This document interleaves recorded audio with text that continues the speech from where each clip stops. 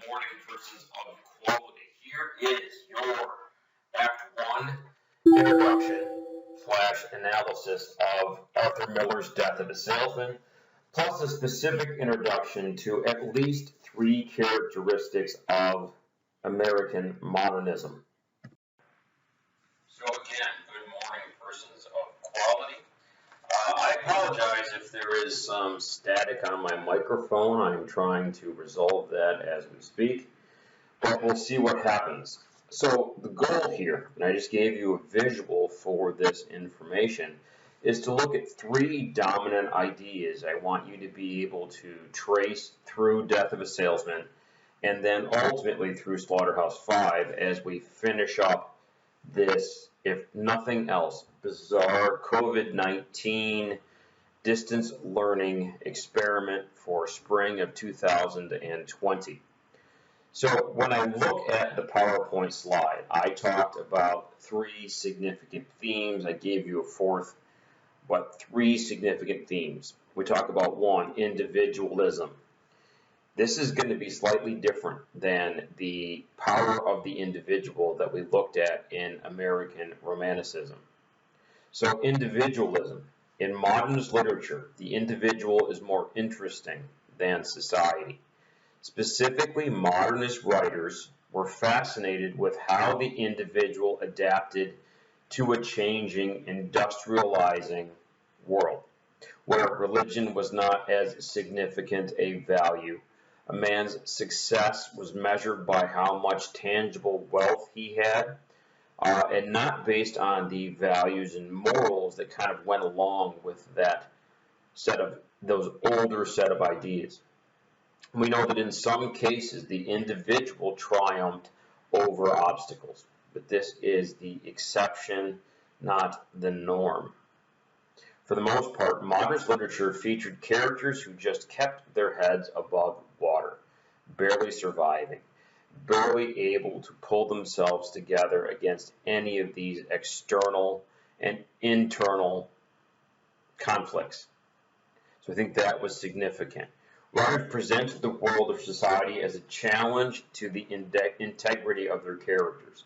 So a lot of what we're looking at as themes in modernism, Death of a Salesman, and to a huge extent in Slaughterhouse-Five, is how characters adapt their identity and whether they can maintain it in a world that absolutely seeks to destroy them. Ernest Hemingway is especially good at this. We used to teach a novel in American Lit called A Farewell to Arms, and we have characters that design their own moral code for how they view the universe, because the old way of doing things no longer functions. Secondly, we have the theme of experimentation. So what happens when all the values of literature and authors and culture and all of that changes because of great conflicts like World War I and loss of values in stock markets and these kinds of things? Well, authors abandon the way that they used to do things and come up with new, significant ways of writing. So modernist writers broke from all of those traditional forms. We know that poets, for example, abandon traditional rhyme, stanza format. They even present images and symbols in a different manner than they used to. Novelists just broke all the rules. So this is I want to use the word, this is a pandemic change, but maybe it's too soon to use that term. So writers mix images from the past with modern language and themes, creating a collage of styles. So this is very much a structured formulating of literature as opposed to an organic, sort of natural way of things developing. The inner workings of the consciousness, what makes people think, what internally motivates them, these were common subjects for modernist writers. Look at what happens with Willy Loman as a character and use that as proof and evidence of this internal monologue and how characters develop as a result. This preoccupation with what's going on inside the mind led to a form of narration called stream of consciousness. We've covered this already, but stream of consciousness is the non-linear organization of thought, driven really by imagery. So, in case you didn't have it, you can look at this one again. So we know that in stream of consciousness, the point of view of the novel meanders in a pattern resembling human thought, driven by images and emotions. My third major idea that I think is relevant is the development of symbolism.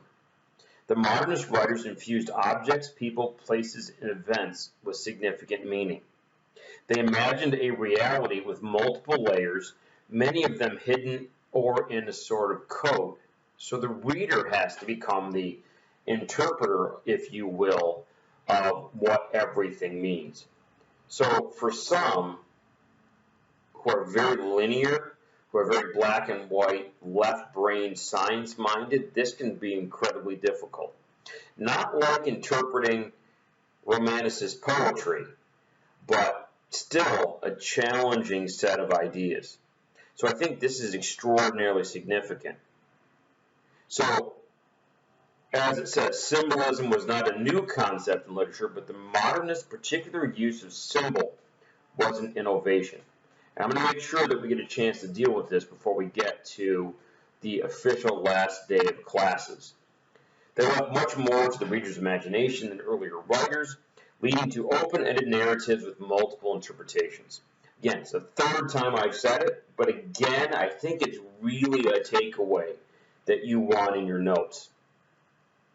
So those are the three that I absolutely think you need to have in your notes. Referencing the PowerPoint I had just a moment ago, I also talk about absurdity and I also talk about formalism. Absurdity it's an interesting byproduct of the carnage of World War I and then subsequently of World War II. So, several great English poets died or were wounded in World War I. At the same time, global capitalism was reorganizing society at every level. For many writers, the world was becoming a more absurd place every day. So, as we lose touch of what's going on, the literature becomes more fragmented, more about complex ideas, things like that. But it's also, that just doesn't make sense. Or we're going to overuse humor to present what's going on. The fifth major characteristic was that of formalism, but I'm going to have you ignore that for right now. So for those of you that just quickly wrote it down, you can cross it out because it's not going to be in this year's notes. So for this portion of your presentation, this gives us an opportunity to look at that concept of the American dream and how it is in reality presented in American modernism. Now, I know that in your history classes, you've talked about the American dream and how it is very much an illusion. So I think this gives us some significant context for what's going on here in the play. Now, I give you this as some defining notes. The American dream is the dominant theme in Death of a Salesman. So I find that significant. I think it's even more significant because it's more about the illusion of the American dream, or maybe the death of the American dream is a better way to present that concept. In that third line, it talks about how Willie believes that being well-liked is more important than having values and morals. As you look at the events of Act 1 and Act 2 of the play, this likability and how it's more significant than tangible values, it really becomes a conflict for many of the characters in the story, or in the play, if you will. So certainly go through and look at relationships. Look at Charlie's son, Bernard. and how he behaves as a foil to Biff and Happy in the story. Again, in case you didn't catch that, look at how Bernard is a foil to Biff and Happy in the story. So we know that Bernard's a successful attorney, while Willie's sons have moved back home because they're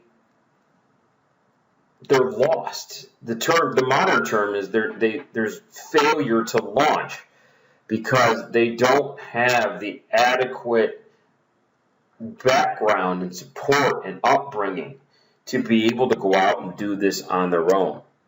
They've not found a professional success.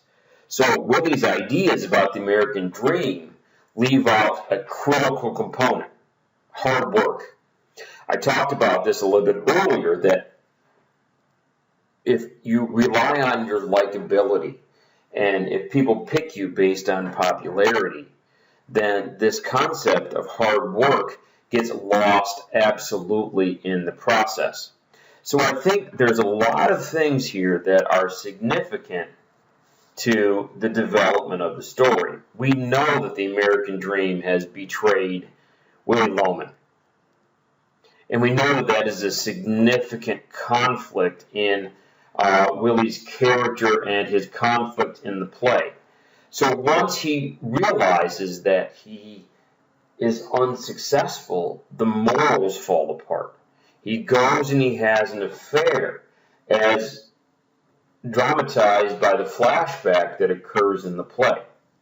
As a matter of fact, look at how the flashbacks tie into this conflict between what Willie wants to be and, in reality, what he really is. So I think there's a lot going on here. I added this as a slide as I was going through my notes because I think that this conflict between memory and imagination is really definitive of Willie Loman's character. The way he remembers things, the way he imagines events occurring, reflect his disconnection with the modern world. And I give you a lot of words here to kind of explain how that functions. So this might be a good opportunity to pause and fill in your gaps so that you get some good ideas about the development of Willie Loman as a character. So this segment of your presentation is about the importance of flashback and how as a literary tool, especially for modernists, it becomes incredibly important to the way the plot and character develops. We saw little pieces of it in The Great Gatsby by F. Scott Fitzgerald, and how Jay Gatsby's early memories of James Gatz forever define his path in life.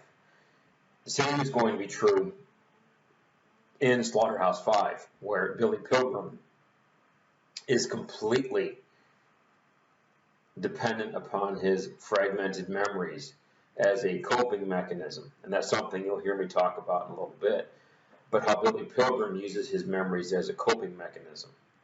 The importance of flashback in Death of a Salesman helps us to construct the plot, helps us to develop Willie's character, and it gives us the necessary background for why Willie Loman ends up with his beliefs and with his system of engaging with the world.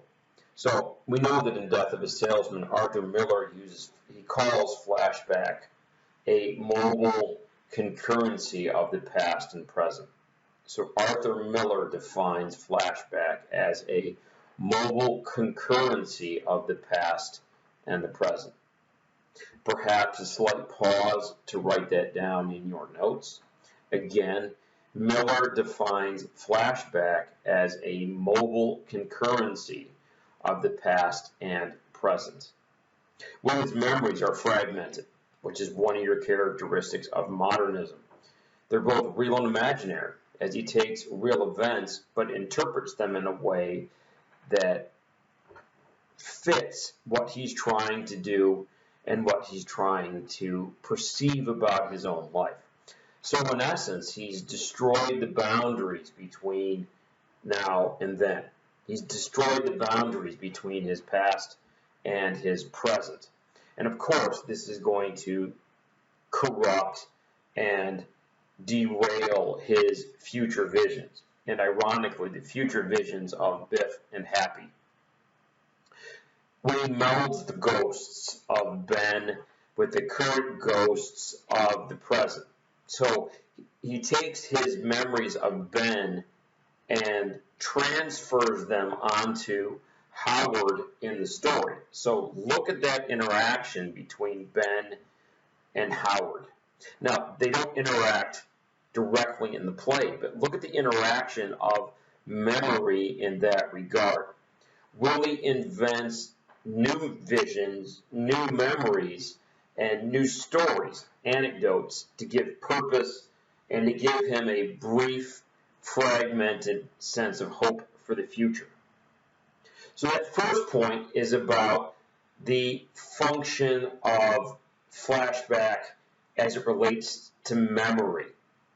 The second point here is that flashback does something else with Willie's memories. It reveals the source behind Willie's mentality about how being well liked is more important than being good at what you do. As a child, Willie grew up being part of a family whose father symbolized the true American dream. Went off, became successful, made something out of nothing. Very reflective of what occurs with James Gatz in your previous novel. Willie Loman's father was both an innovator and a hugely successful salesman during the pre-industrial age. Yet his dream was to strike gold and to go off and prospect and do all these great things. He had a very different dream than selling and hawking his wares every day. This portion of his father's dream causes him to abandon his family. So good intentions, bad consequence. Look at what occurs. Ben does the exact same thing. Ben follows the pursuit of this dream of going off, walking into the jungle, and coming out with diamonds. A phrase that's repeated over and over again in the story. So Ben is on this endless trip to make himself successful. He never settles.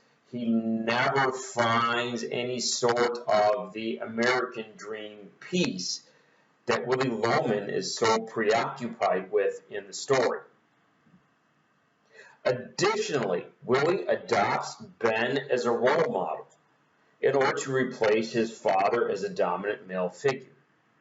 So look how Willie looks up to Ben and what Ben achieves. Now, I present this because look at how Willie's vision of what's important is so distorted by what Ben does that it absolutely is going to destroy Biff and Happy. I have said for years when teaching this play that this is very much the sins of the father. That's an old phrase that means that the children suffer the consequences of the shattered dream of the parent. Now, I can give you all kinds of examples. You've got to play sports because I was a star high school athlete, but never did anything after high school. So you've got to go off and do that. Or you've got to get good grades because I got good grades and you have to get into a good college. All this modern pressure placed on children to achieve goals and values. I know, it's crazy. But this is the way the world works. Willie makes a comment in the play, and maybe you should find this. He says, "How should I teach them?" And I never had a chance to talk to him. How does this give focus to his deep concerns about his own abilities? Let me do that again so you can catch it. When Willie says things like, "How can I teach them?" referring to his sons and getting them on the right track. Now remember, they're not on the right track because they've returned home broken by Dad's dreams. And he also says, "I never had a chance to talk to him," talking about his sons, talking about Ben, talking about how all these connections exist for Willie and lost opportunity. So I think, again, this is significant. So these memories provide Willie Loman an escape from his distressing life. Again, coping mechanism. The power of memory, the power of the subconscious motivates us because we see what we want to see. And it blurs our sense of reality. So I think there's a lot of stuff here that's relevant. Now, I just looked at my timer and I realized that I'm at the 8-minute and 18-second mark. But I want to make this one last important point in my notes. Willie's memory are a fabrication of reality. He embellishes the truth with his own desire. We interpret the world the way we want to see it, and we remember details, or we create details to flesh the story out in a way that makes us feel better. So I think that's very significant. So what does Willie do? He focuses on Biff and Happy. And if he can make them in his image, or in the ideal image of what he wants, then the world is going to be so much better for him. This goes back to my example from a moment ago. I want you to be what I couldn't be. Initially, Willie is a popular role model where his sons desire to be like him, dramatized in the play. Biff compliments Willie and exclaims, "I'd love to go with you, Dad, on your journey," suggesting that Willie not only has a stable job, but he's an admirable character. Gradually, Willie's sense of self disintegrates. And we see this dramatized throughout the story as he becomes too overconfident in his own abilities. So he lies. And he covers up what he really is, and he disillusions Biff and Happy when they find out that he's not as golden as he raised them to think that he was. So there's a lot of stuff going on here.